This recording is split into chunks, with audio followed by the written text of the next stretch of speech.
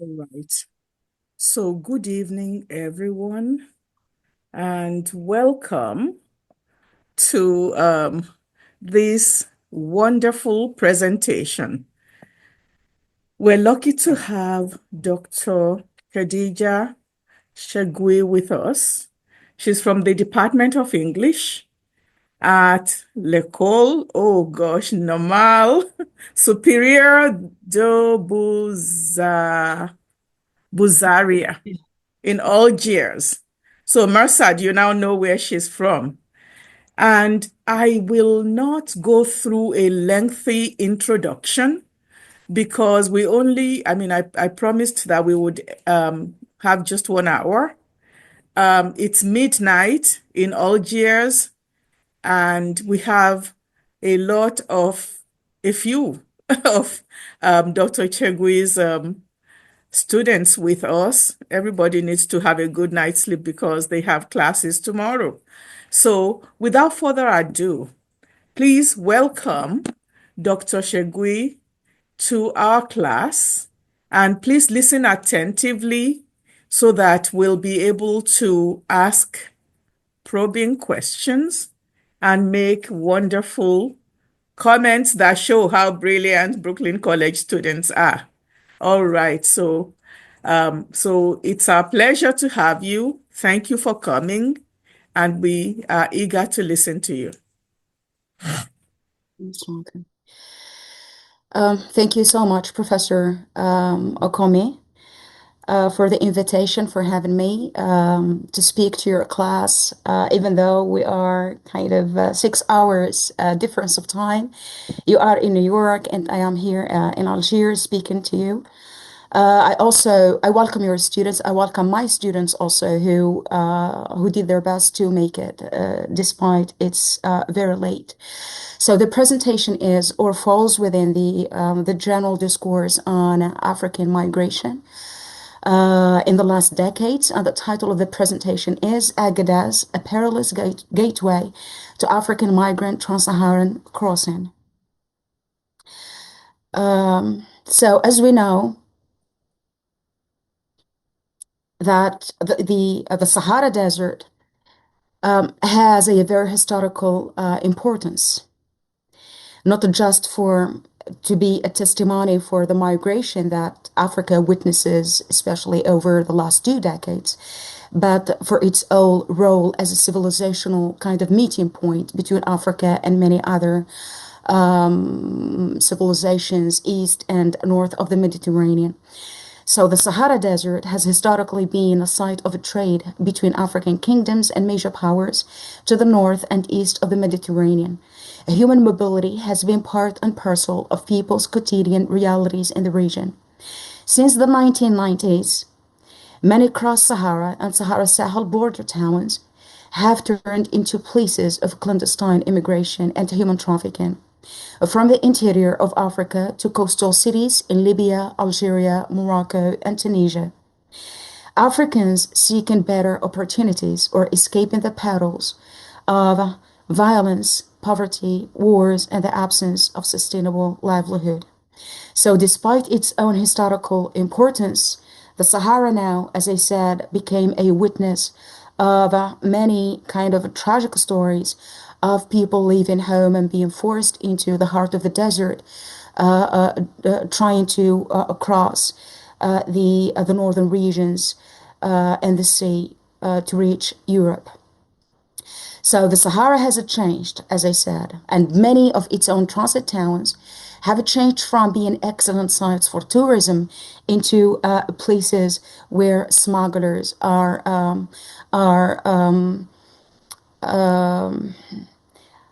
are having an income from the illegal crossing of these migrants. So many transit towns, actually, whether in the south of Algeria or the south of Tunisia or in Libya, some of them are transit towns, other are places where migrants stay for periods and then they finish their own journeys into the coastal cities. And Agadez is one of those major transit towns, and I would say the most important of them all. because across it, it goes to Libya, and from Libya starts the most tragic, and according to many studies, the most murderous transit borders to Italy. So Agadez changed from being a Tuareg historical heritage into a smuggling capital of the Sahara Desert. So for centuries, Agadez was a dynamic hub for travelers for its paleontological, archaeological, and historic sites. It has always been an attraction site for history and architecture buffs who come from all over the world to visit the region and see the ancient wonders of for decades, increasing and booming, of course, the local economy.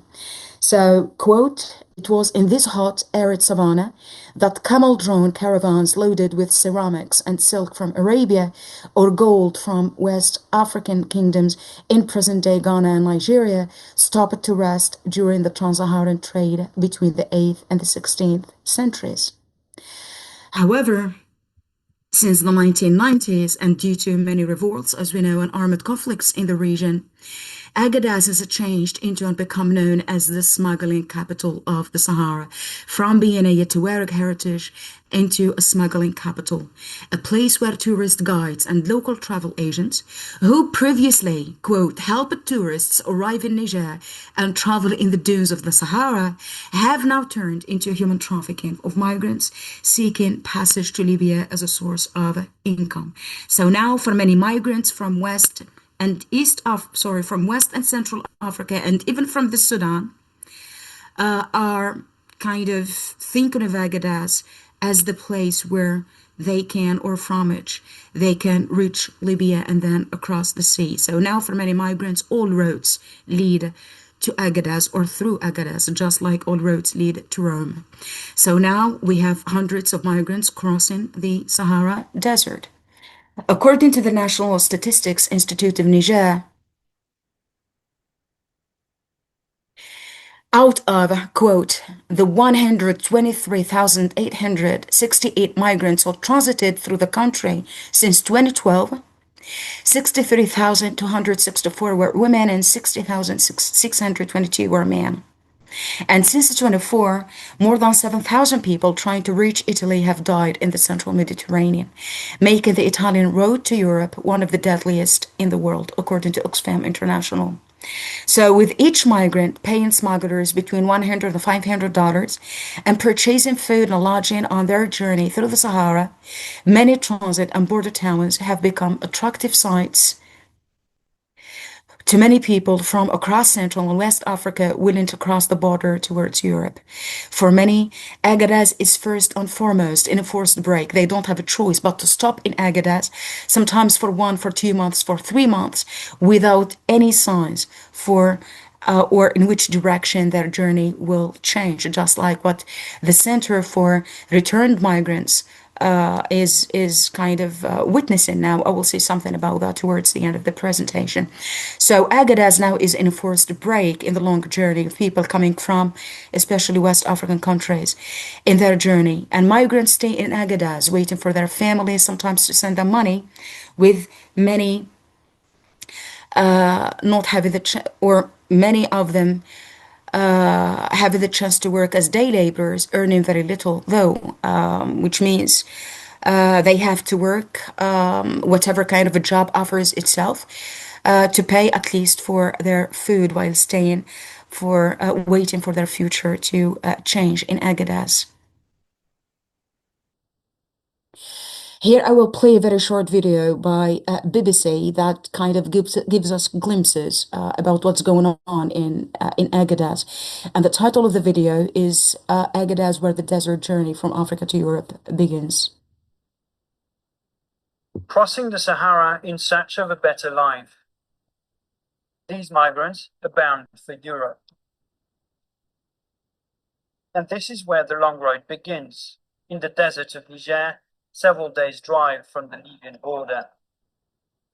They've come from all over West and Central Africa. Off they go in the dead of night, adrift in an ocean of sand, clinging to their dreams. Some of them may not survive the extreme heat when the sun comes up. Others may be left behind by their smugglers, but there will be no rescue mission. A rare stop on this perilous journey. Most of the migrants here have left countries with few jobs and limited prospects. This is their alternative. Young men, but also teenage girls and children. Samuel has fled from Boko Haram Islamist militants. No problem, I have to take the risk. You know, when you want to achieve something, you have to risk. Yes, that's why I prefer to go to Europe. Even to risk your life. It's God was the last word. I must make it for my family. Migration is big business in the Sahara. There will be officials and soldiers to bribe. There will be militia to pay.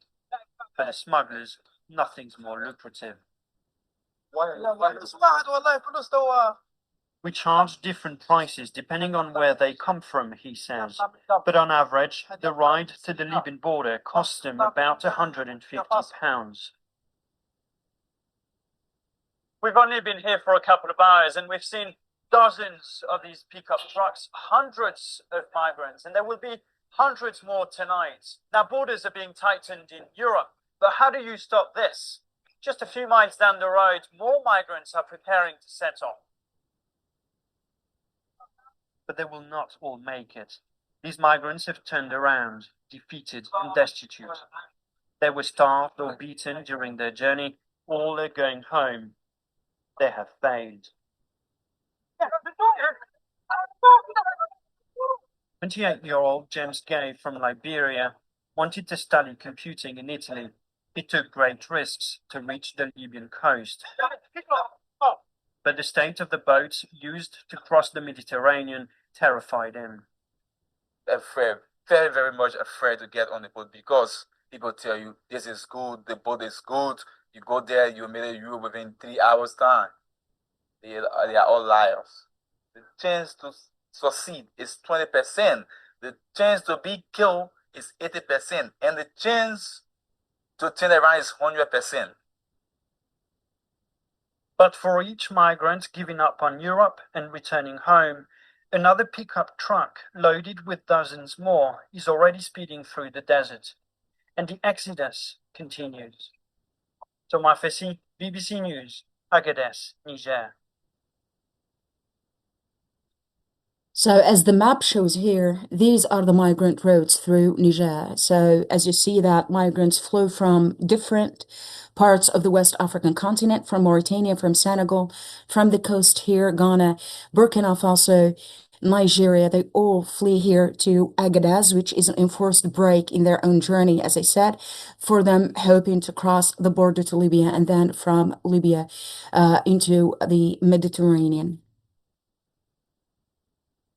So while in Agadez, things are not easy for the migrants, of course. Tensions often escalate between migrants and local communities, often resulting from local people believing that, quote, migrants encourage vices like smoking and drugs in their deeply traditional city, while incoming migrants indicate that locals here are not accepting enough of their differences. With the military government taken over in 2023, things have changed in Agadez. And the EU deal, which was finalized and signed in 2015 under President Mahamadou Issoufou to ban traveling across the desert, has been abandoned. And now it is the army trucks and the army itself that is playing the role of escorting the migrant convoys deep into the desert for protection.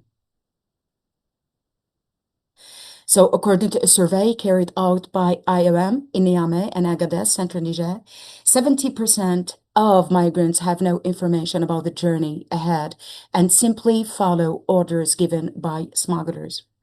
Giuseppe Loperet, chief of mission at IOM in Niger, confirms that migrants waiting in Agadez often learn about the dangers when it is too late, and they fully realize these dangers when they find themselves in detention in Libya, when their friends are killed in front of them, or when they are forced to work to earn a little money to continue their journey.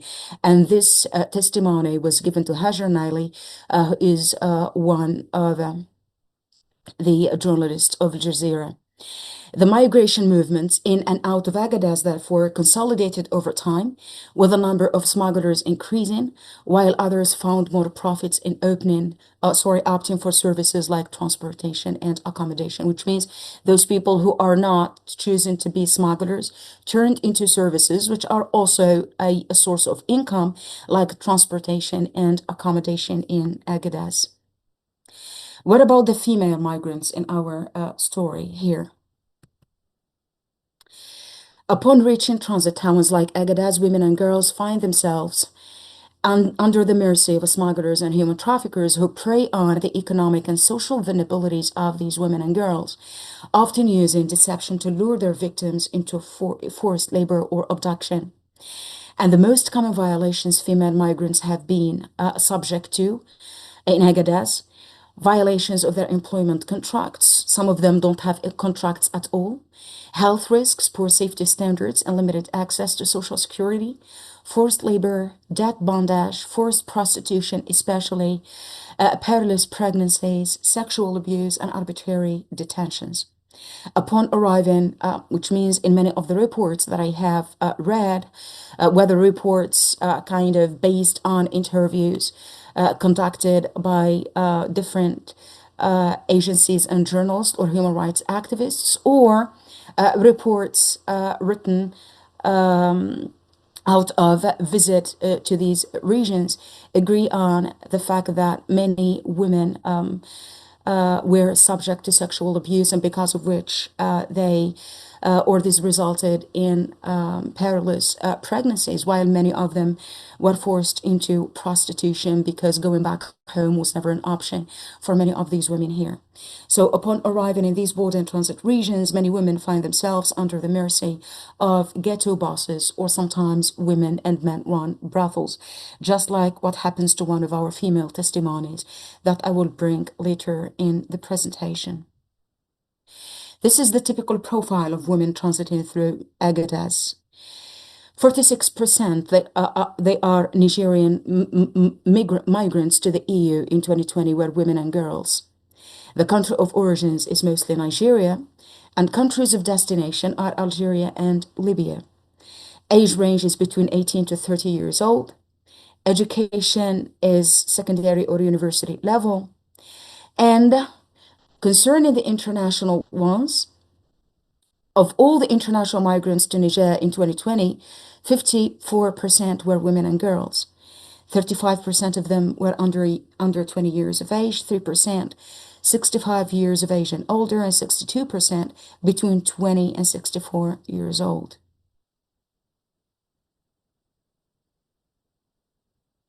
72% of the detected victims of trafficking in Niger in 2018 were women and girls, and the story continues, of course. The same statistics, the same numbers are still being registered in the region. 12% of them were exploited for begging, 2% were exploited for servitude, 33% experienced forced prostitution, and 53% experienced sexual violence. The source of this data is UN Women in Niger, Niamey. Returning home is not an option for many of these migrants here. According to Giuseppe Leperette, chief of the mission in Niger, states that there is a stigma associated with returning without money or a job, and adds that several of these migrants, stopping in Agadez and other surrounding regions, left home against their will, but due to pressure from their own families and communities, they end up leaving their hometowns looking for better life options elsewhere. For many women, however, who are desperate to earn money while returning home, is no longer an option. Forced prostitution becomes an option against their will. Here I am bringing a story of Bella,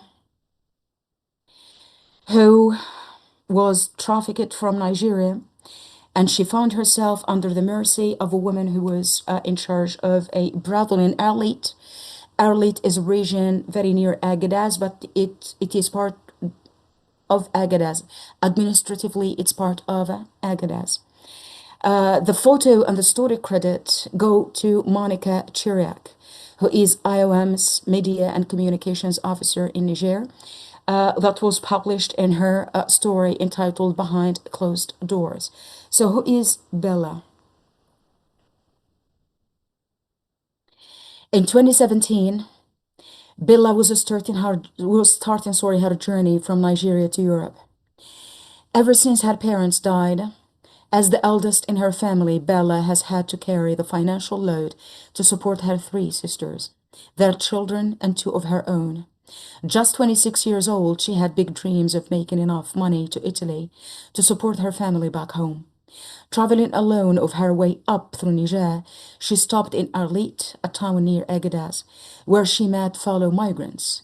Arlit is surrounded by mines and miners from Chad and Sudan working there, and the people working in mines, they were mostly those clients who were attending those brothels. These migrants recounted horrendous stories of abuse, of unimaginable things they had experienced in prison in Libya or trying to cross to Italy by boat. This was enough to change Bella's mind. She decided to go back, but she was embarrassed. She couldn't return home and show up empty-handed. Through common friends, she met Madame Pandora, a 40-year-old Nigerian woman. For the past 10 years, Madame Pandora has been running a popular brothel in Agadez. Pandora herself tried crossing from Libya to Europe in 28, but was returned to shore. Bella didn't feel at ease with the idea of working in a brothel, but she accepted reluctantly, hoping she could soon make enough money to return to Nigeria. It now has been 3 years. Bella says, "We don't have a problem with anyone here. I do this for them. I really need the money." Bella hasn't seen her children, aged 6 and 10, and when she was interviewed, she kept crying on telling her story. Aged 6 and 10 since she left, but she always made sure they had everything they needed. "I used to send my family money every month," Bella says amidst tears. "I don't remember the last time I sent them money. I can barely feed myself these days." Those who do not stay in ghettos accepting the misbehavior of the bosses, they turn to, like Bella, to prostitution to secure money for their families back home and for them to survive the journey. At the time Bella's story was covered, Madame Pandora was hosting around 20 women, their ages ranging from 24 to 60, in her maison or house, which is described as le quartier de l'enfer, or the neighborhood of hell. And Pandora's house was one of the 60 brothels opened and managed in Arlit, Agadez. So female migrants resorted to forced prostitution to survive working in both ghettos and brothels along the line from Arlit to Agadez. Under these circumstances, female migrants, according to the story, experienced all types of sexual violence, and the only means to protect themselves, Billa says, are rusty locks and few dogs. Billa says, "Not a day goes by and the street boys don't harass us. And at the end, they rob us and leave. Without any hopes for protection, these women," Billa says, "some have even stopped reporting these incidents." So this story was covered in 2022, published in September 2022 by Monica Chiriak. While this is the case of Bella, others kind of wanted to tell their own stories, giving pieces of advice that what does the journey cost for many of those crossing.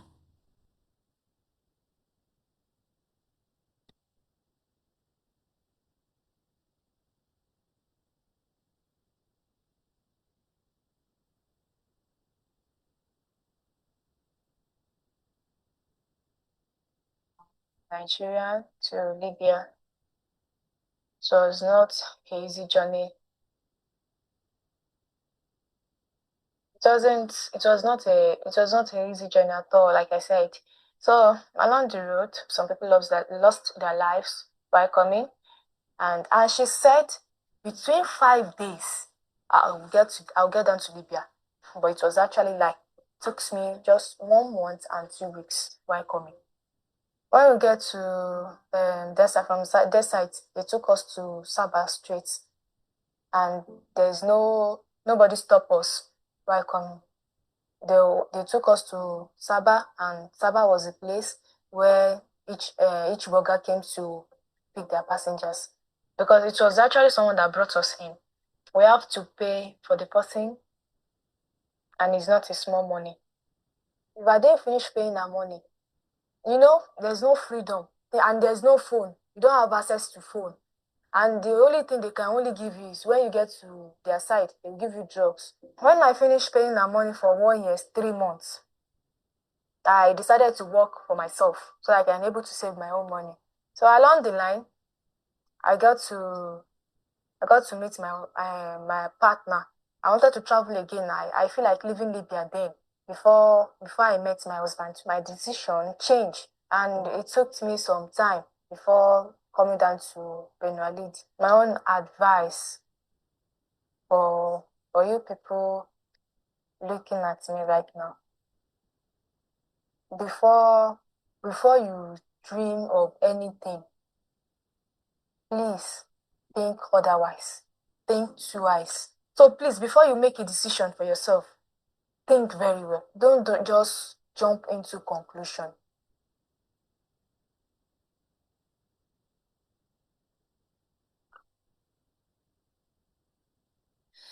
Well, in the midst of this kind of trauma of crossing with no options to go back home, as I said, some centers and associations are trying to do something in the midst of the desert, like the Agadez Refugee Reception Center for rejected migrants, even though things are changing now and people are going into protests against the conditions in these centers. So this center, established in 2018, the refugee reception provides a safe space, shelter, protection, and humanitarian assistance for migrants and refugees while waiting for the assessment of their claims for international protection. The center is co-managed by Niger's General Directorate for Civil Registry, Migration and Refugees, with support and assistance from UNHCR and its national and international NGO partners. Since September 2025, which means just 2 months ago, the center has been hosting around 2,000 people from West, Central, and East Africa. Language, sometimes classes are provided to help facilitate the integration of migrants into the Niger school system. However, as you see in the pictures here, over the last couple of years, migrant and refugee protests against the conditions in the center have been ongoing. In an interview with a representative of UNHCR about his views on the protest and why many migrants do not want to live in the center anymore, he says, living conditions in the desert are harsh, and prolonged uncertainty about their futures adds to their distress. Since the establishment of the center, UNHCR has held weekly listening sessions with refugees and asylum seekers. High-level discussions took place in December 2024 with Nigerian authorities and senior UNHCR officials to explore solutions. And I have kind of checked articles over the last 2 days, and the protests are still ongoing. Just like the banner you see here, that no life in the desert in the future, which means that people find themselves stuck here for a very long time, waiting for their claims to be treated, and without any signs for a changing future. At the same time, there are some associations trying to play a role, just like the Association of Nigerian Women Against War. As I said, that the tensions between the migrants and the local communities kind of increased over the years. That's why women's associations in Agadez are playing major roles in facilitating dialogue in the region. In March 2022, the Association of Nigerian Women Against War, l'Association des Femmes Nigériennes contre la Guerre, was put in place by local women leaders to strengthen, through community committees, peace between the host communities and migrants. Zara Al-Haji Mamadou, who is the regional president of the association in Agadez, the one that you see in the picture here, said in one of the interviews, it is important for women from both local and migrant communities to participate in peace building. We are working on conflict prevention. We want to have strong communities capable of welcoming their sisters and brothers. Peace is priceless, and we need peace. With this, I come to the conclusion of my talk for today. I thank everyone for their presence and for attendance. I will be very happy to listen to any additions, to any comments, or respond to any questions you may have. Over to you, Professor. Thank you so very much for this wonderful presentation. I don't think I want to say much, except that, human migration is a phenomenon that nobody can stop. So even under the most difficult situations, people migrate. And I think many people wonder, why would somebody want to go through such a difficult migration? I guess one possible answer is they must be trying to escape from situations that they consider worse than what they expected to go through during migration. Also, there are serious economic problems in many African countries. There's ethno-religious conflict in some situations, and some of those conflicts are intensified by, climate change effects that's causing desertification and people's loss of livelihood. So there are a lot of stressors that could motivate people to migrate. There's also the fact that I think Africa has the youngest population in the world, the most young people as a proportion of the population. And there's significant unemployment and underemployment. So when you factor this in, the fact that, a person could be a university graduate and not have employment for many years is a reality that many African young people are experiencing, or maybe they've learned a trade and they're not able to find employment, and whatever they're doing is in the informal economy where they're not able to make enough money to be fully independent. So some people have called this a state of waithood.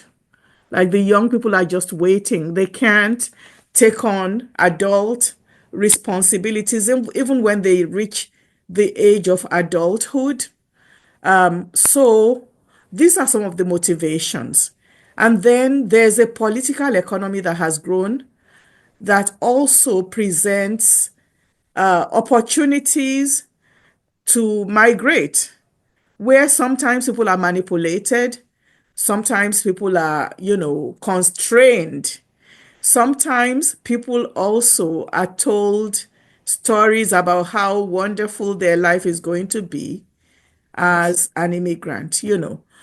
But then, I like also looking at the gendered effects or gendered elements of migration, the ways in which this affects women differently. And I was struck by the fact that there's a larger percentage of women in Agadez as migrants than men.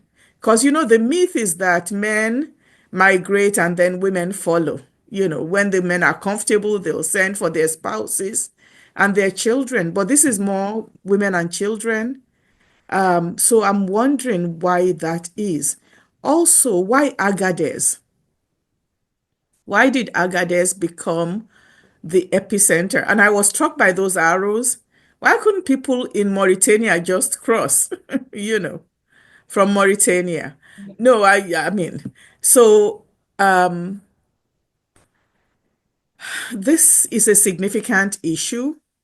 Yes. It's significant because, you know, like I said to some of my colleagues, we're in the midst of the 16 days of ending violence against women, you know. And I think there are elements in this process that inflicts violence on women. There's also the fact that I wonder, where is the AU in this? Yes, yes, the same Where's the question. regional organization for West Africa in this? Because I'm hearing from the IOM, from your presentation, Mhm. then there are women in Niger, I mean, in Agadez, who are also coming together and saying, let's build peace. Mhm. You know, how about the regional organizations? And I'm saying this because there are protocols that both the ECOWAS, which is for West Africa, and the African Union, which is for the entire continent, have on migration. So, to what effect are they doing anything? But I'm speaking too much because we have limited time. I would like to hear from the audience. So, if you'd like to ask a question, please raise your hand Or and even comments or additions are very or welcome. comments. You know, Yeah, can we take down the PowerPoint so that we can see, yeah, everybody okay. can see? But people are Just like anyway not showing their face, you know, but we can see the names. yes, So if you have just a like for question or comment, yes, just like for just for Agadez, why I insisted on Agadez here. I have another map which shows all of those kind of roads which are taken by migrants from different regions. But why Agadez? Because Agadez is like a kind of a region that links the central, the east, and the western parts of Africa.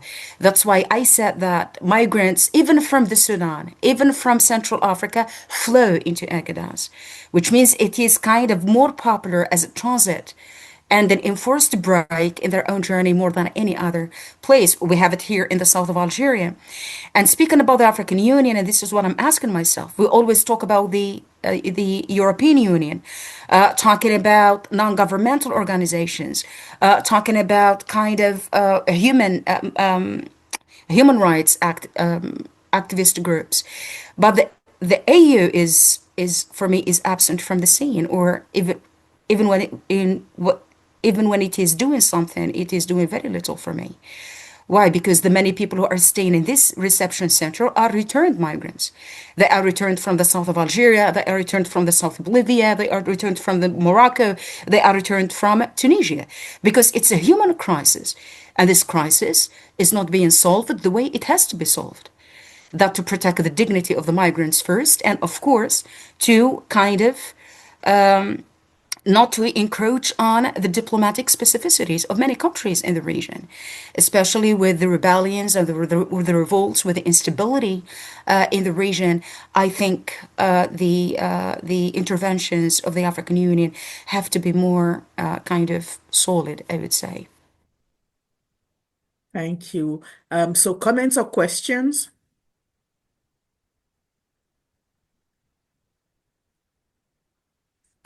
Yes, Ajada. Hi, good evening. Can you hear me? Yeah, Um, Thank you so very much for this presentation. It's definitely salient, very important, and it's much appreciated. Thank you for sharing with us students.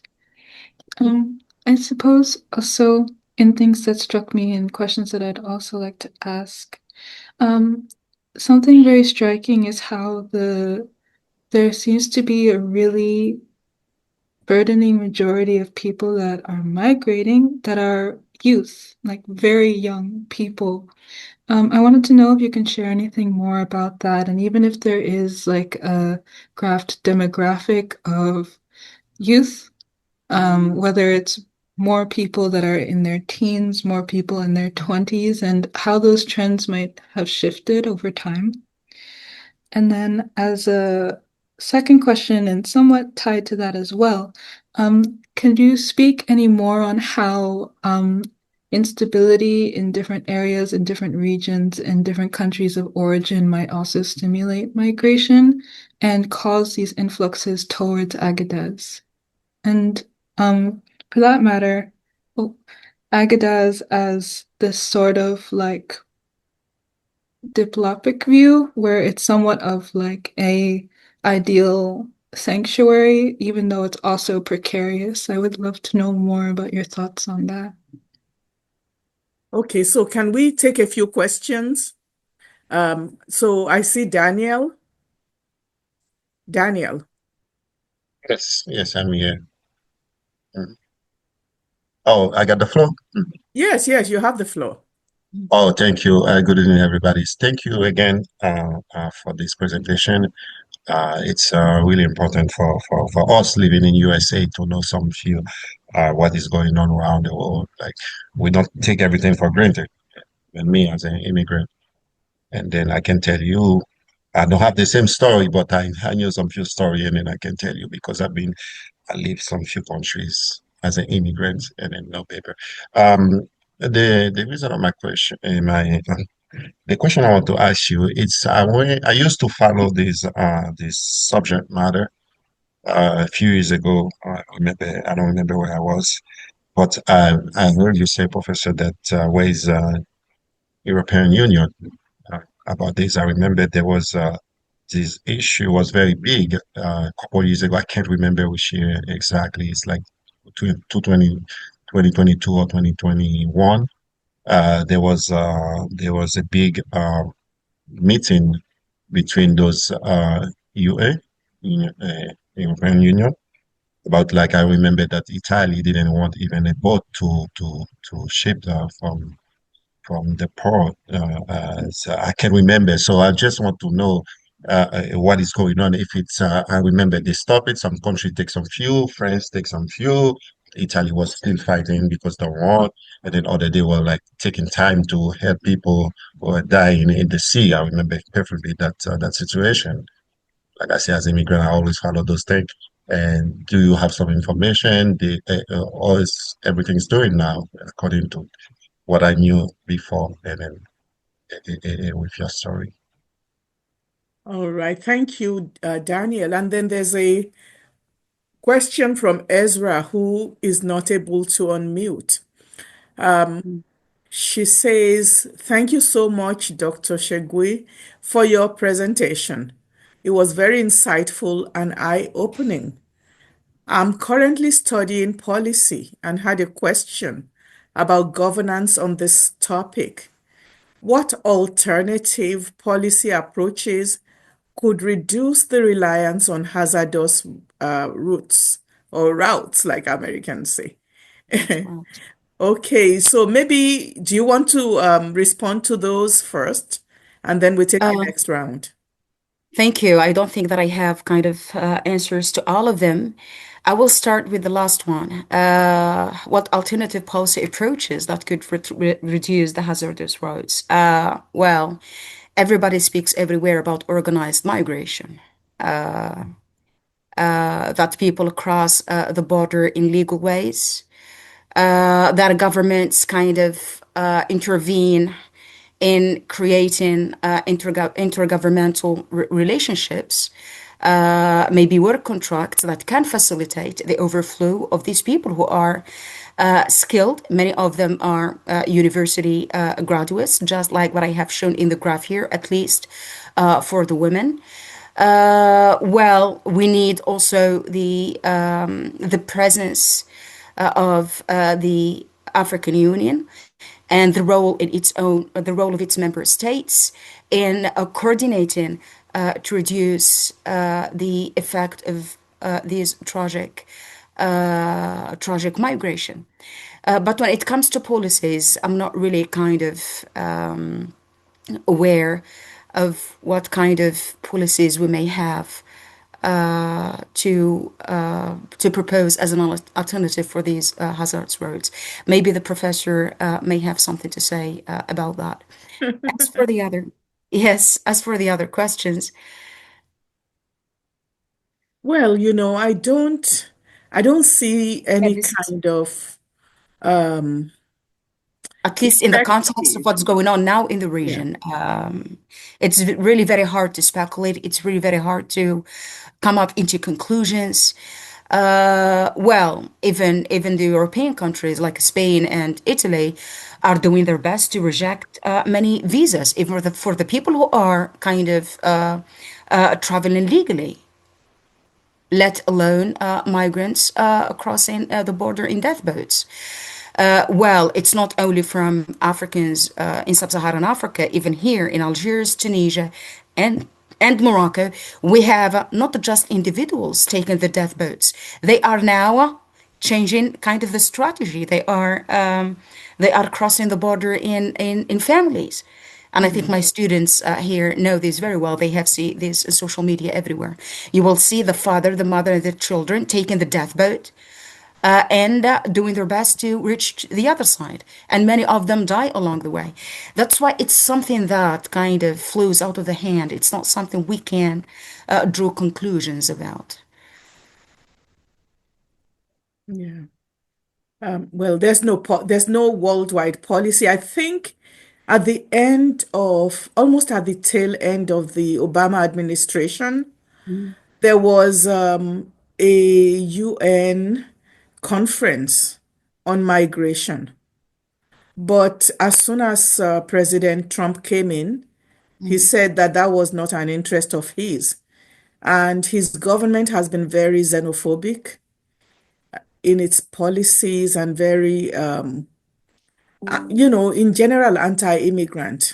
And I Yeah. think all through the European Union countries, there's been a serious xenophobia, both Mm. in terms of the rhetoric of prominent politicians and also in terms of policy that is passed. And this is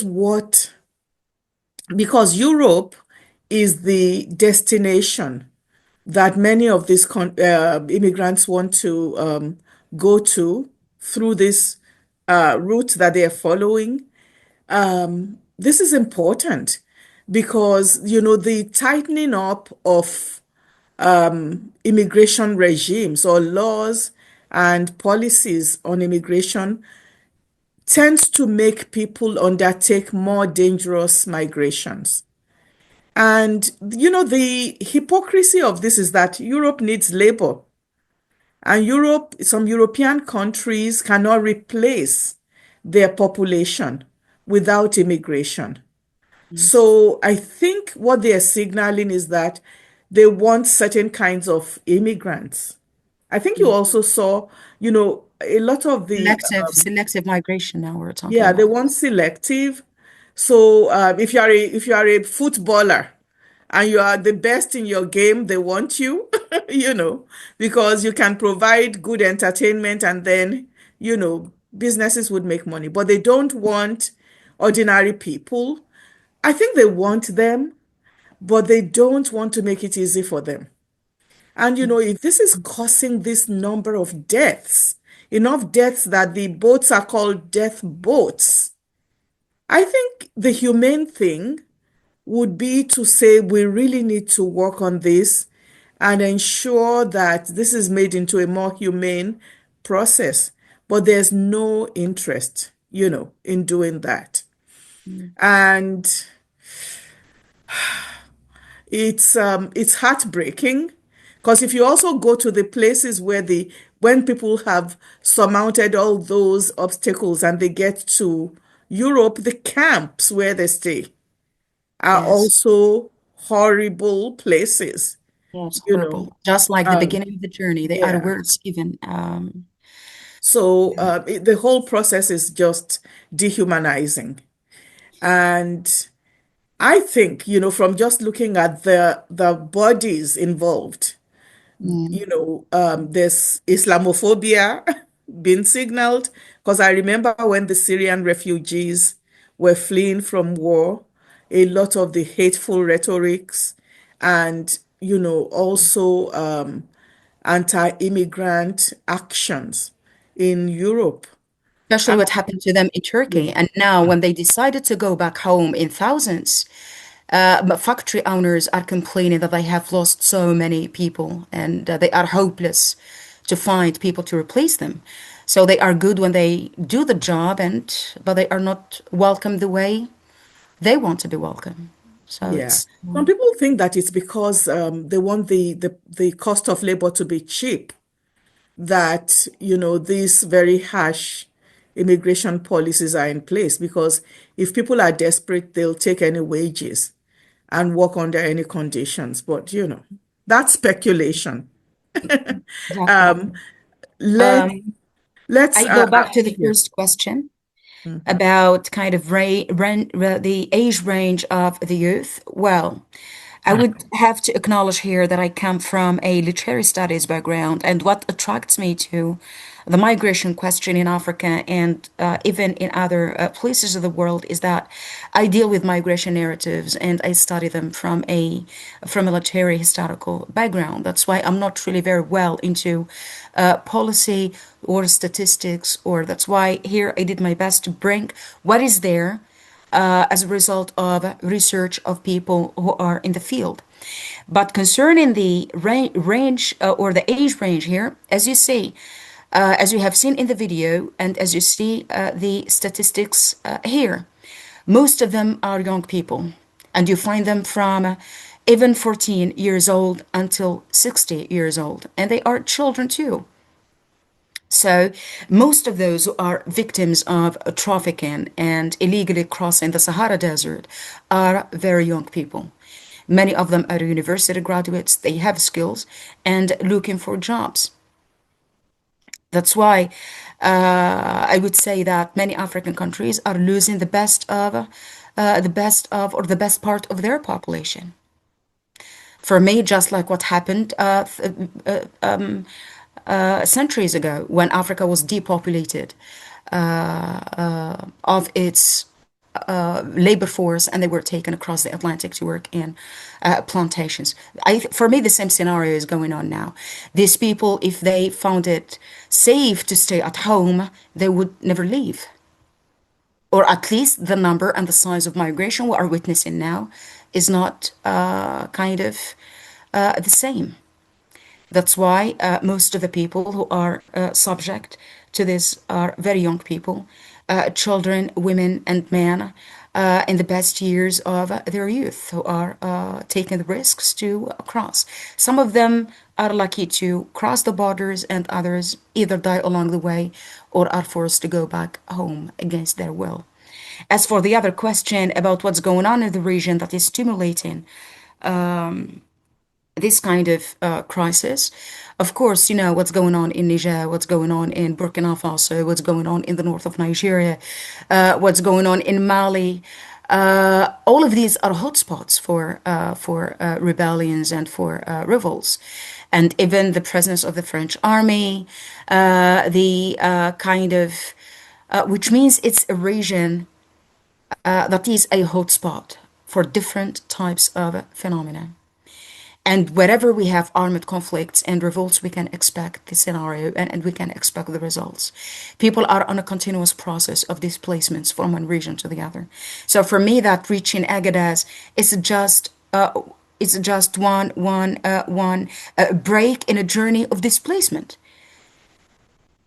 So they are displaced for different reasons, but mostly for the instability or the political instability that is featuring many of West African countries recently.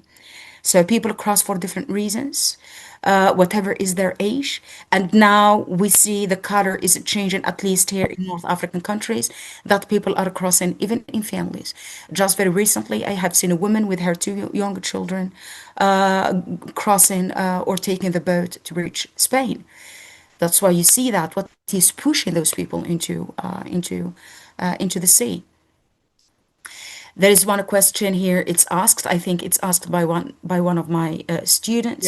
Ziadi. Is this the same or the same case for migrants coming from Algeria?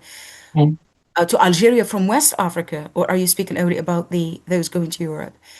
Well, even migrants coming from West Africa to Algeria are coming for them to have a chances to cross to Europe. So Tamerlanet in the south of Algeria is it's just like Agadez that they choose to take to cross the border to Libya. And just very recently, we have witnessed that many migrants were returned from the border, and those who could kind of make it and cross through the southern Algerian border. Now they live across different cities. Some of them live here in Algiers, others in Tamerlanet, others in Tindouf, others in the west of the country. So we have Algerians, Tunisians, Moroccans who are crossing the border in death boats, and we have also West Africans who are choosing Algeria and Morocco, Tunisia as destinations to finish their journey across to Europe. So we have both cases in here, but the same strategies, the same rate of death, the same reasons pushing people forward. Well, this is it. Isra, thank you for the response. Wanted to hear your perspective because it's a sensitive subject, even for people in policy. Yes, exactly. But because I'm a person talking outside of the context of policy, I had very little to say on the subject. Now, I go through the question of Daniel, but I have to say that we know many things from social media. We know what's going on to the migrants in once they reach Europe. Uh, but in answer to your question, I could not really kind of fathom of how to formulate it. Ma, if you remember, maybe some parts of the question of Daniel that I may try to say something about So that. Daniel was wondering about the EU and Yes, EU. Mhm. policies made. And, I guess he's wondering whether the policies now have changed from the past when there was more virulent rhetoric. I don't think there is so much change in the region. You have seen the protests that I have shown here. Even international organizations, even UN agencies, are not kind of functioning the way they have to function in the region. And you have seen the interview of the representative of the UN agency.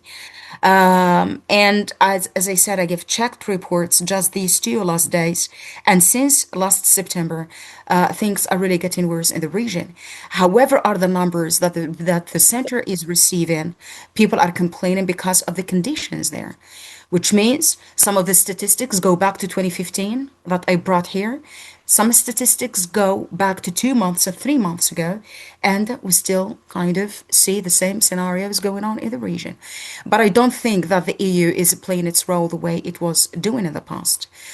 Just like what I mentioned here in one of the slides, is that back in 2015, the EU signed many deals, at least in Niger, in Agadez, when President Mamadou was in charge. But of course, with the change of the government in 2023 and the army in charge, things have changed. And the army itself is playing a role in facilitating this trafficking of humans. So, numbers may change, policies may change on paper, but when it comes to reality, when it comes to taking valid actions, I don't think there is so much going on in the region. Thank you. Are there any more comments or questions? Ajeda, you have another question or comment? Yes. Yes, Dr. Shigui, I thank you again for your responses to all of the questions and certainly also to mine. And I also just really wanted to thank you for highlighting how this is also a movement of the labor force as well, and people being able to contribute back home. I just think that's really important. I just wanted to bring that to your attention as someone that is also researching movement and psychology. Thank you. Yes, most welcome, Jida. Okay. I imagine people don't have any more questions or comments because I had promised Dr. Shegui that we would do this for just 1 hour, and it's past the hour now. And my students, they have a session at 8 in the morning. I thank Yeah. them so much So for I their think we want to presentations. just say thank you, that this was a wonderful presentation I that wish that I could provide responses to everybody. Well, but sometimes when you speak out of policy and you don't know what's going on in the world of politics, it may, no, but I think um this was a great presentation thank you, because Ma. it brings us the human stories Yes, and it helps to make the people relatable. They're not just like numbers that we're talking about or faceless people. This shows that these are human beings yes, who are caught up in these circumstances and they have a story to tell about, their motivation, their hopes and dreams and aspirations, which is what every human being has, yes. but that Just gets like Miriam, lost. hmm just That like gets Miriam, lost who when people gave, are talking policy and politics and all this. yes, yes. So And they thank you for forget, yes, bringing they it. forget about the most important element in the entire story, who are the humans themselves who are kind of separated from their own families, just like what you heard about Bella, who did not see her children Yeah. for 3 years. You imagine yourself that you are a mother very far from home, not seeing your children. So the presentation really is really about the human story more than kind of policies or politics, because the world of politics is not doing. For me, it's best to reduce this human tragedy, or at least to make it easier for the people who are involved in it. Yeah.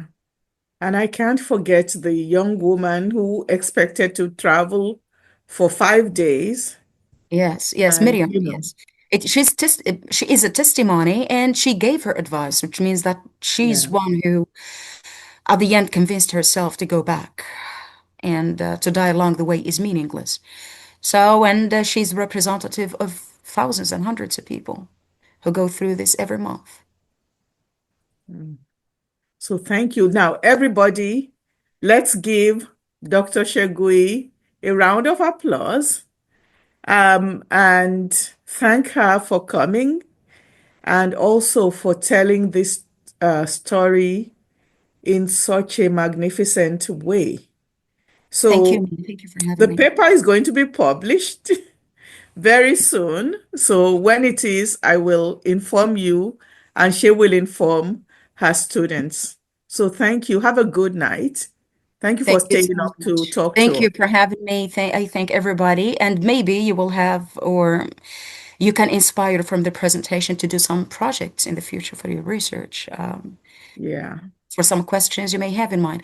I thank also my students who are third year primary kind of school training students for their presence and support. Thank you, Ma, and Yeah. Have goodbye, a good everyone. night. Thank you And very thank you, much. everybody who Thank you. came to join us. We really appreciate your presence. And maybe one day we'll come to Algiers, right? Yes, you are very welcome, Ma. You are very welcome. And maybe Who wants to go to my Algiers with students, me? we take you in a tour here, and you will see Yeah. the Sahara Desert by yourself. Oh, yeah. Yeah. It's very beautiful here. Oh, Daniel, did you want to say something?